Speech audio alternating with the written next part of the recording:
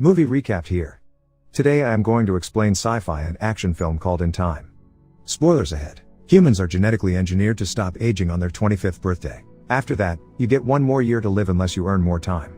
In this world, time is the currency and you can earn it and spend it. This means, if you give some time to someone from your life, then only you will get something in return. Here in a new different world, people want to buy something from the shop, they will have to buy it in exchange for time. Here people keep time in their time capsule, which can be used anytime and can be given to anyone.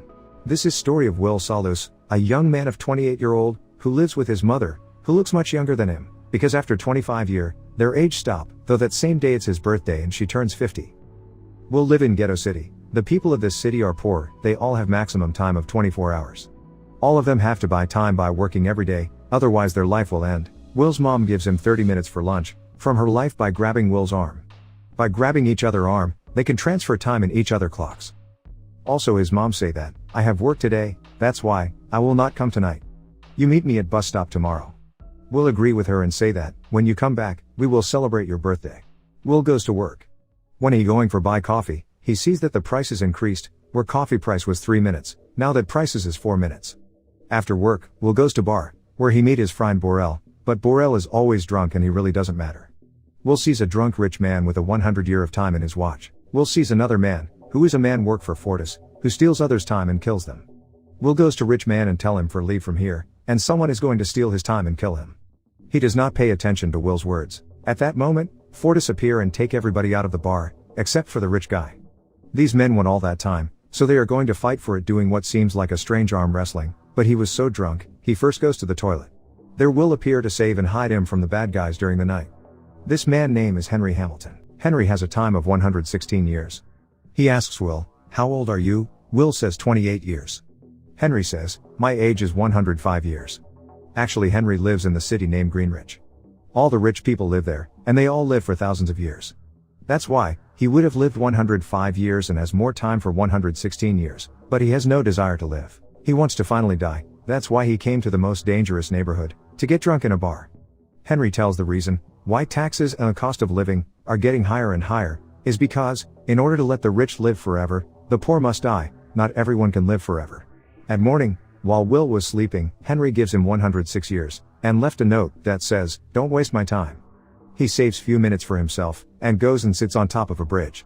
Will wakes up and looks at his watch, that he has got all the time that Henry had, and he understands that, Henry's life is about to end. Will goes to a bridge, Henry time ends and he dies. After Henry's suicide Will go to see his friend Beryl. Beryl has drinking problem, he gives his friend 10 years, who immediately goes to the bar. That night, his mother comes back from work and has to take a bus to meet Will. But now the cost of the ride is 2 hours, and she has only 1 hour and 30 minutes remaining, and also it's 2-hour walks, she can't afford it, so now she must run. Realizing she wasn't on the bus, Will starts running to reach her, but just as they are about to touch each other, her time is over and she dies in Will's arm. In the meantime, we now meet Raymond Leon, the leader of the timekeepers who would be like the police of this reality. They discover Henry's body, and now, they want to know, where is all that time, because they are the timekeepers and that's what they do. Will sad about the death of his mother and decides to leave the poor time zone and go to New Greenwich, a luxurious residential area on the outskirts of the city, where rich people live. In search of revenge, he gets into a cab, and passes through the different time zones paying tolls, inaccessible to the rest of the people in the city. In New Greenwich, Will observe how all the rich people live quietly. Without the need to run, Will goes to an expensive hotel and get a suit. He can now do what rich people can, sleep, eat, drink champagne and see nice girls. The police watch the cameras, and they see Will in the camera recording, and they also realize that, someone has moved through different zones. So timekeepers erroneously assume, Will robbed and killed Hamilton. Will also goes to a casino, for which he has to give 1 year for his entry, because he is not a member there. He plays poker there. The name of the person with whom he plays poker is Philip. His age is 85 years.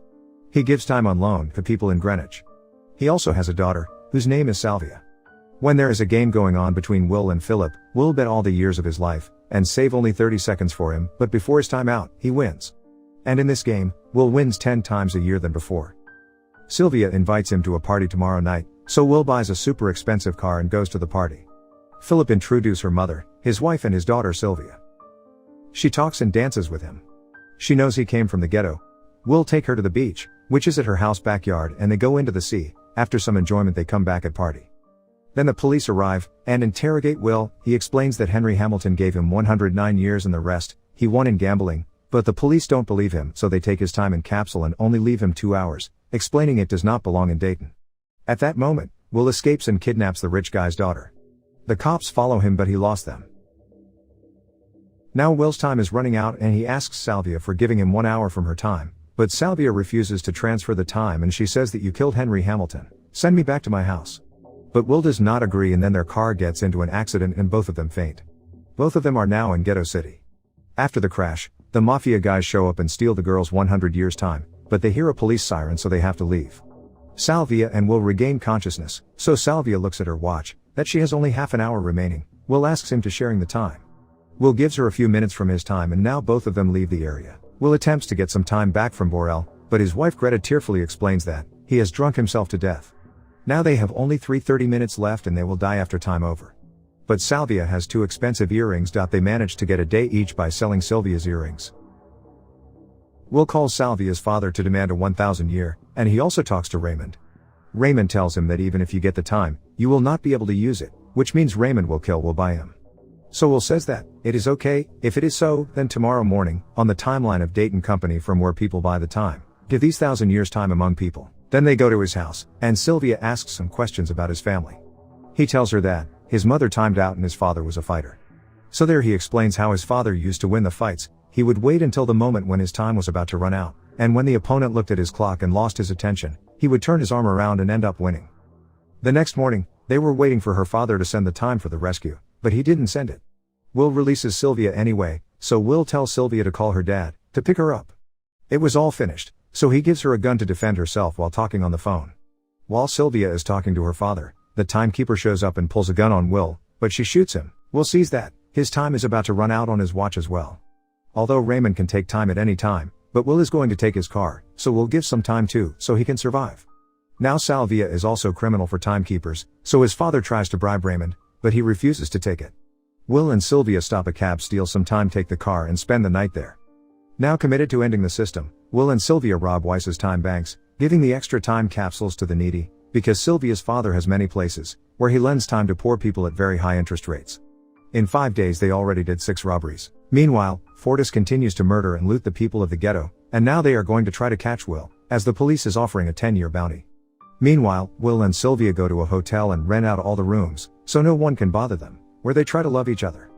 Fortis gang ambushes them and catch Will and Sylvia, making the same mistake he made with the millionaire in the bar. He thinks Will deserve a final chance, so they will fight, because Will have lot of time in his clock due to bank robberies.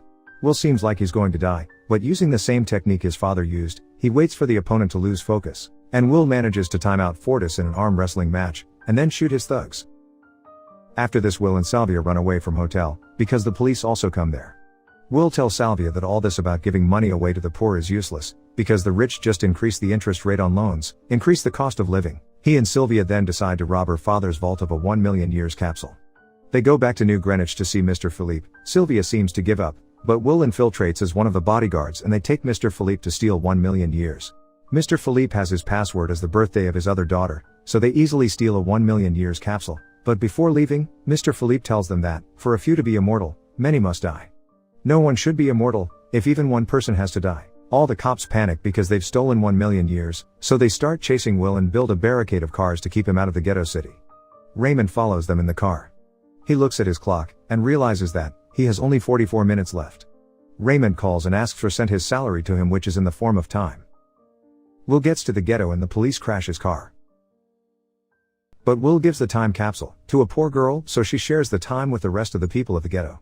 Hearing the news of getting time, everyone starts running to take time, and Will and Sylvia hiding in the crowd and they escape. Raymond is still chasing them, and just as he is about to arrest them, having neglected to download his day's salary, Raymond times out. Will and Sylvia realize that there is less than a minute left on their clocks. When he realized that in the car, the cop has some time, they start running toward Raymond's car. Will arrives first and take a time from car. And in a similar scene to the one at the beginning, he catches up to Sylvia and now they both survive. TV reports show factories in Dayton shutting down as everyone has enough time and abandons their jobs. The citizens of the poor region begin to migrate and cross over to the richer places. Having seen the consequences of his obsession with the pair, Raymond's colleague Jaeger orders the timekeepers to return home. Will and Sylvia are still fugitives and now the reward for them is 100 years. Will and Sylvia progress to larger banks, still trying to crash the system. Thank you for watching my videos. Subscribe Cool TV to watch more videos like this, turn on the notification and leave a like, that will really helpful.